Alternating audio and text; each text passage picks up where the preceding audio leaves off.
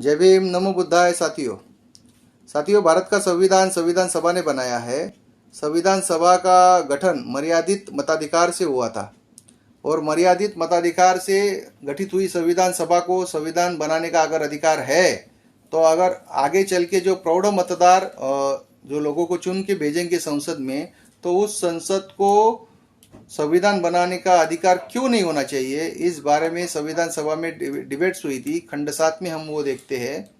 तो उस प्रश्न का उत्तर डॉक्टर बाबा साहब आम्बेडकर जी ने दिया था। बाबा साहब ने कहा था कि संविधान सभा ने जब संविधान बनाने का काम शुरू किया तब संविधान सभा के सामने किसी के भी हित संबंध नहीं थे।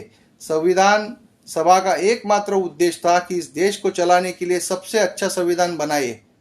और जब आगे चल के जो संसद बनेगी, उस संसद में बहुत सारी पार्टियां आएंगी, राजनीतिक पार्टियां आएंगी, तो राजनीतिक पार्टियां अपने हित संबंध देखते हुए ही संविधान में बदलाव करेंगे।